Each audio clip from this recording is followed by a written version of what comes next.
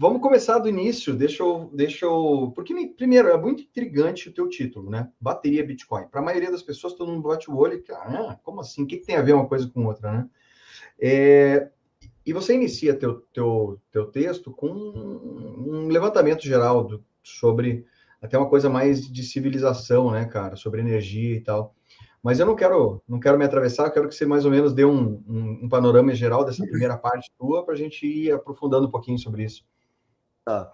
Bom, primeiro, o bateria, assim, não é um conceito original meu, assim, eu lembro de ver o Michael Saylor falando assim, e foi uma coisa que deu um estalo na minha cabeça para entender mais essa questão energética. Era uma coisa que eu ouvia o pessoal falando, eu olhava por cima, mas não me chamava atenção. Foi justamente quando alguém falou nesse modelo de bateria que me chamou a atenção, assim, eu meio que entendi mais. Mas Tem a ver. falando do começo, assim, não sei, eu gosto muito de um livro que chama Sapiens, e eu gosto muito do padrão Bitcoin porque ele me lembra bastante o Sapiens, que é essa pegada mais explicar desde lá de trás, tipo, quase como se fosse antropologia, explicar toda a construção do ecossistema para contextualizar o leitor, para ele entender como a gente chegou onde estamos.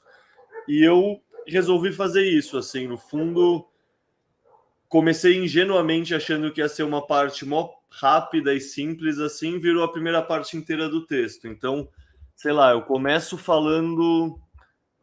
Sei lá, no fundo eu tenho uma visão que o Bitcoin é a terceira revolução que a gente, como espécie humana, vai passar, assim, está passando. Então eu começo comentando sobre a primeira e a segunda revoluções energéticas. A primeira revolução é o fogo. O fogo, daí eu explico um pouco o que é o fogo. O fogo, quando a gente domina ele, basicamente faz o nosso cérebro crescer, assim. O fogo é uma forma que a gente inventou de pré-digerir a comida antes da gente comer ela. Isso significa que a gente passa muito menos tempo digerindo, então a gente tem muito mais tempo livre para fazer outras coisas. E a gente também acessa muito mais caloria. Então o nosso cérebro tem energia para se desenvolver. Então, Perfeito. tanto carne quanto tubérculos, sei lá se batata ou cenoura ou outras raízes, mas isso aumentou muito o nosso acesso à energia, basicamente, querendo ou não, tanto a carne, proteína, gordura, quanto tubérculos, carboidratos, no final das contas, acaba sendo um tipo de energia que a gente tem acesso. A segunda revolução energética, e assim, esse conceito de revolução energética, sendo bem sincero, eu não conheço ele de fora, assim, é que eu sou meio cara de pau e vou inventando termos conforme eu acho que faz sentido no meu pensamento, assim. Tipo, você não vai achar essa descrição em nenhum outro lugar, assim. Vamos ver se pega, vamos ver se alguém propõe uma coisa melhor, se propuser também tá tudo certo, assim. É só como eu estruturei o meu próprio pensamento. Sim. Aí a segunda revolução, na minha cabeça, são os combustíveis fósseis. Porque, assim, desde que a gente inventa o fogo, as mudanças são muito lineares, são muito devagar, assim, sabe? Não muda, sei lá, tem aquele cara, o Peter Thiel, que é um dos primeiros sócios do Elon Musk, um puta empreendedor famoso, assim, ajudou a fundar o PayPal e tudo mais. Ele tem um livro sobre inovações que chama de 0 a 1. E ele fala que as coisas realmente fazem a diferença e, sei lá, inovações acontecem, disruptam o status quo quando é uma mudança de 0 a 1, ou seja, uma mudança numa ordem de escala, assim, numa ordem de grandeza, não é uma mudança incremental. Então, tipo, depois do fogo, beleza, a gente consegue fazer vela e moinho para pegar energia eólica, mas sempre são coisas incrementais, assim, nunca realmente muda o status da civilização, até a gente acessar os combustíveis fósseis. Quando a gente acessa os combustíveis fósseis, a gente passa a ter uma fonte de energia, entre aspas, queimável, mas que foi concentrada e armazenada no espaço de milhões de anos. Então, em vez de ser, sei lá, por exemplo, quando era a primeira revolução, fogo, você queima lenha. A lenha é só o que está disponível na superfície, ela não foi adensada e portanto tem uma densidade calorífica maior por grama, por densidade, assim. Então, quando a gente descobre o combustível fóssil, que começa... Basicamente, a Revolução Industrial é uma revolução dos combustíveis fósseis, vamos falar assim. Tem a primeira fase, que é o carvão, tem a segunda fase, que é o petróleo, e, no fundo, até hoje, a gente ouve falar de energia verde, a gente que está no Brasil, a gente é bem enviesado para pensar em energia hidroelétrica, né, hidráulica, mas no mundo, hoje em dia, ainda são 84% da matriz energética são combustíveis fósseis, seja gás natural, seja carvão mineral, seja petróleo. Então, no fundo, sei lá, a gente pode pensar que tem energia, e a energia que construiu a nossa civilização, mas se essa energia é 84% até hoje gerada a partir dos combustíveis fósseis, no fundo, são os combustíveis fósseis que construíram a nossa civilização e continuam fazendo ela parar em pé até hoje. Então, eu continuo o texto, depois de perceber isso, querendo fazer uma discussão sobre o que é desperdício de energia. Porque isso é um negócio que a gente perde muito na nossa conversa, né? Que é, toda vez que você conversa com alguém sobre essa questão energética, o pessoal entra muito num pensamento tipo a geladeira velha que está desperdiçando energia. E isso é um pensamento que eu chamo assim, que é um pensamento em foto e não em filme, sabe? A pessoa só está vendo o momento atual, ela não está vendo como essa sequência vai evoluir no tempo. E pensando numa sequência que vai evoluir no tempo, a gente, como humanidade, sempre melhorou conforme a gente capturou mais energia, que é o exemplo do fogo, que é o exemplo dos combustíveis fósseis. E, não sei, no fundo a gente é um bicho que aprende a usar mais energia que a gente tem acesso, a gente taca energia no problema e, a partir disso, a gente soluciona nossos problemas. Tipo, o fogo é isso, usar o arco e flecha é isso, usar o cavalo é isso, domesticar bichos é isso. No fundo, a gente consegue ter acesso a mais forma de energia, a gente melhora o nosso patamar de vida, pensando assim de uma maneira bem simples. Até a quantidade de pessoas aqui, segundo esse teu gráfico aqui, né, também a humanidade aumenta, cresce quando a gente tem uma utilização de energia mais eficiente, né? Isso, boa. Não, você tá com o texto aí, ajuda. Tô vendo ele aqui também na minha tela, mas sim, esse gráfico eu vou dar uma pincelada no artigo, tá? Se tu quiser, porque eu vou mais para frente, mais para trás, vai falando. Eu tô dando uma pincelada rápida aqui. Tá, não, mas esse gráfico assim ilustra muito dos combustíveis fósseis, assim, tipo, o quanto é uma mudança de 0 a 1 a partir do momento que nasce os combustíveis fósseis, o que acontece com toda a sociedade depois, assim, não sei, não dá para demonstrar mais claramente do que plotar os dados num gráfico e ver como eles evoluem, na minha opinião. Perfeito. Então, assim, as energias, como a gente está falando um pouco sobre energia, e a gente está falando agora de a energia gasta no sentido da gente melhorar a nossa qualidade de vida, a energia que a gente utiliza para fazer com que instrumentos funcionem melhor, com que é nesse sentido que você inicia falando, né? A energia inicia nesses moldes, né? Isso. E para fazer essa energia, vamos só para a gente colocar, tudo é energia, né?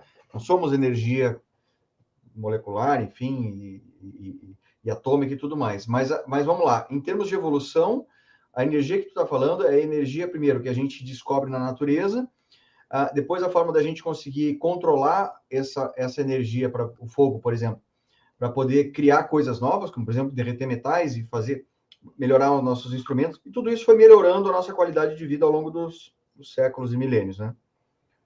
Não, perfeito, é exatamente isso. Você pensar, sei lá, eu passei por cima, mas no texto fala, por exemplo, da geladeira versus as caixas de gelo e como isso permite a gente conservar alimento. Daí cita, por exemplo, a expressão o sal da terra, porque antigamente o sal era tão importante e a palavra salário vem disso supostamente porque o sal era usado para preservar alimento, porque não existia outra forma de preservar alimento.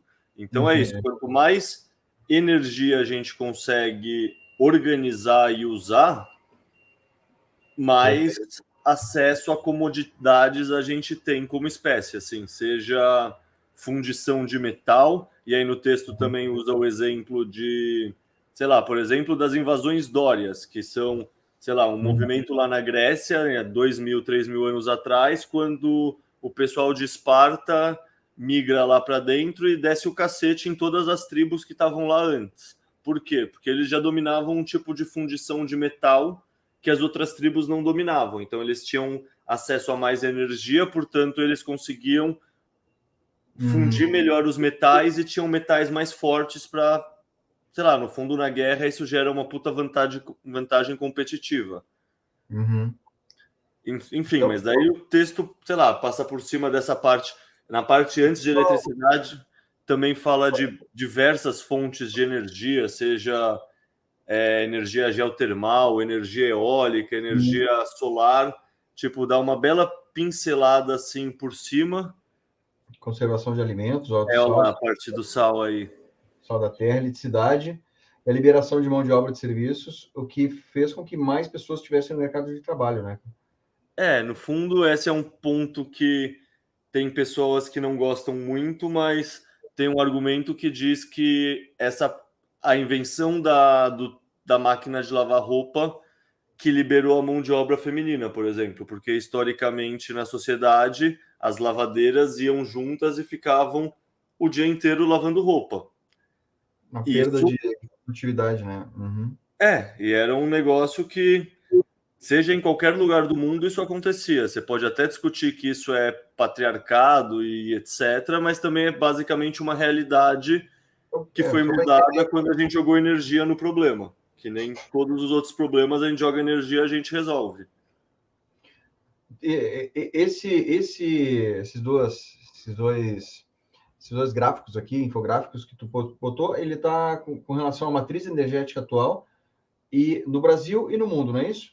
Para quem está chegando agora, só para explicar, o Leta está escrevendo um livro sobre o Bitcoin, a bateria Bitcoin. E a ideia é entender ele como um tipo de energia. E nós estamos agora dando uma pincelada no início do texto dele, então na parte inicial. Então a parte de Bitcoin vai chegar daqui a pouco, né? Mas vamos embora aqui. Agora nós estamos falando sobre matriz energética, aquilo que faz com que o nosso mundo gire, né? Como é que é no Brasil e como é que é no mundo, não é isso? No fundo, assim, a parte do Bitcoin chega só no terceira sessão, assim, a primeira sessão inteira Mas tem aqui. é só para explicar como a energia afeta a sociedade e a civilização e por que ter mais energia é positivo e ter menos energia é negativo. É uma coisa, assim, bem...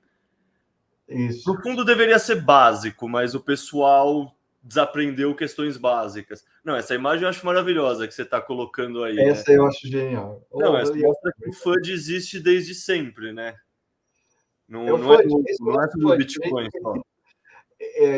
Isso aqui é uma imagem do quando iniciaram a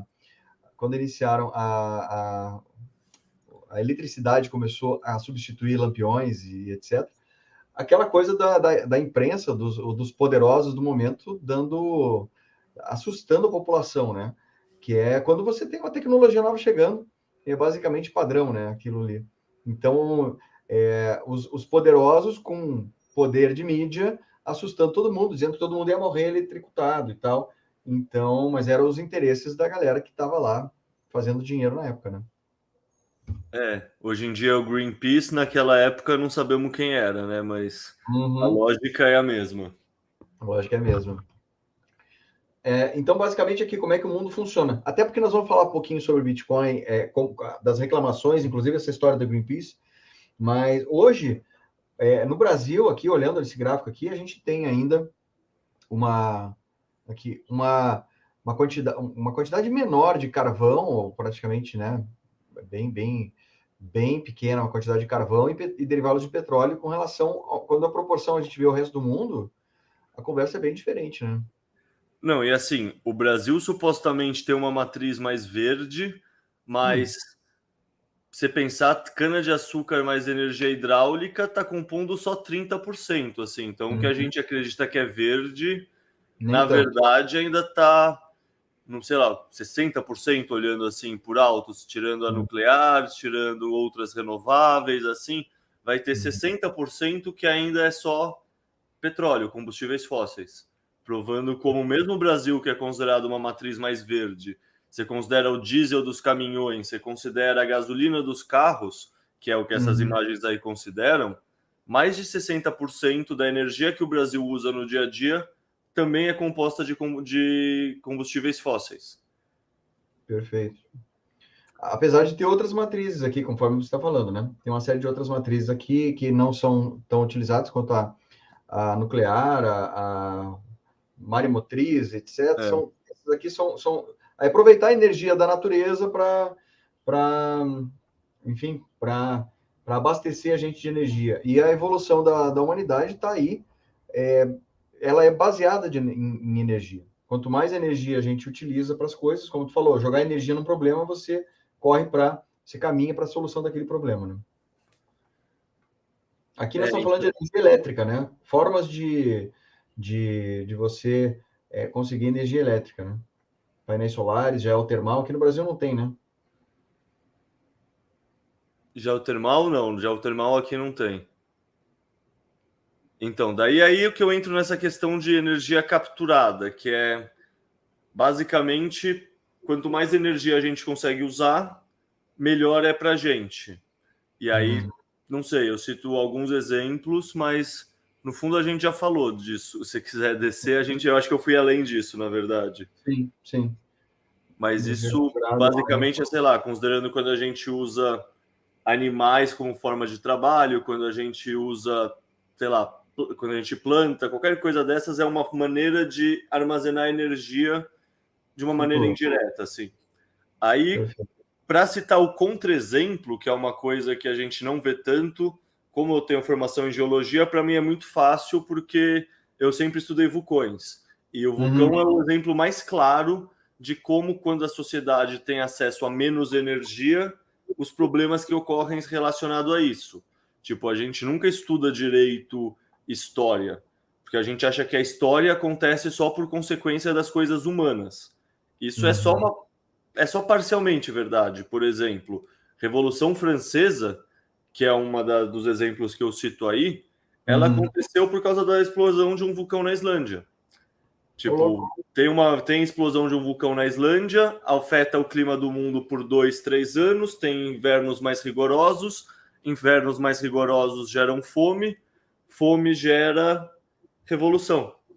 E isso é uma história que está presente em muitas coisas e as pessoas não pensam. Por exemplo, Primavera Árabe começou com um período de seca muito fora da média. E isso fez o pessoal, os agricultores, estarem, sei lá, nervosos, protestando, um cara ataca fogo nele mesmo. Isso gerou a Primavera Árabe.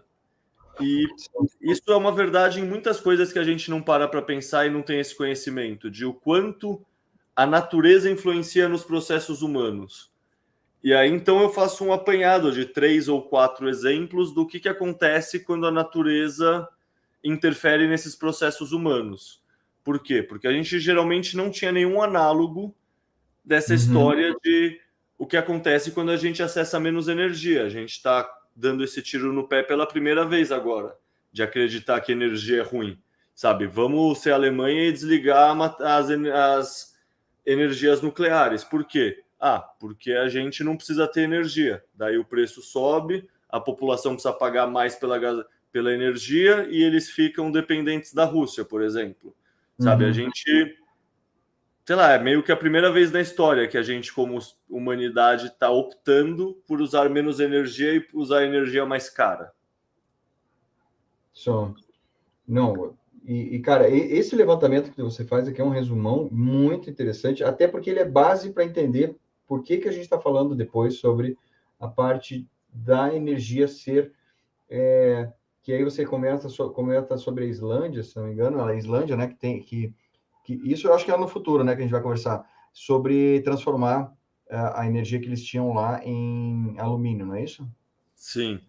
Tá, isso é depois, né, na segunda parte? Isso é na parte 2. É que assim, sem entender algumas premissas básicas de como funciona toda essa questão da energia como um todo, não adianta discutir como funciona a energia em relação ao Bitcoin em específico, né? Sim, sim, sim. Isso é uma coisa que eu sempre senti falta. Eu sempre vi muito a discussão superficial tentando falar só sobre um tema, mas sem contextualizar tudo em volta. Então eu fiz o exercício de tentar contextualizar muito bem toda a questão energética do ponto de vista conceitual antes de falar, sei lá, de prova de trabalho e de como o Bitcoin usa energia, que é importantíssimo também, mas no fundo, sei lá, esse é um puta vetor de ataque que a gente está tendo e vai continuar tendo pela próxima década, no mínimo. Então, ter um argumento mais sofisticado ajuda. Então, eu pensei em desenvolver, tipo, a ideia inteira, assim, e escrever sobre ela inteira, assim, não só sobre a parte do Bitcoin dessa ideia. Eu desconfio que esse teu artigo vai ser necessário daqui a um tempo, agora que estão começando com esse papo do Greenpeace. Vamos continuar nele aqui. Eu acho que muita gente vai poder utilizar como referência agora para, enfim, para tirar essa falácia toda aí sobre gasto energético. Esse gráfico não é meu, ele só casou muito bem, eu achei fantástico achar ele. Mas se reparar, tipo, tudo isso é o que aconteceu na humanidade. A gente sempre veio num platô, chegaram os combustíveis fósseis, teve essa exponencial. Beleza. Mas qual é a curva que começa primeiro a levantar o exponencial? É a amarela. A amarela começa a ter essa inflexão e as outras acontecem depois. O que é a amarela? A amarela é a energia capturada, é quantas quilocalorias uma pessoa tem acesso por dia. Ok, uniu a informação nutricional da energia capturada, a energia de alimento da gente, com um boom aqui em todas as outras expectativas de vida, PIB, etc. Ela foi a primeira realmente a dar um pulo aqui. Sim. E não sei, para mim é interessantíssimo porque calhou com todo o meu raciocínio, é um gráfico que eu achei que demonstrava o que eu queria, tá ligado? Sim. Então, achei importante colocar ele.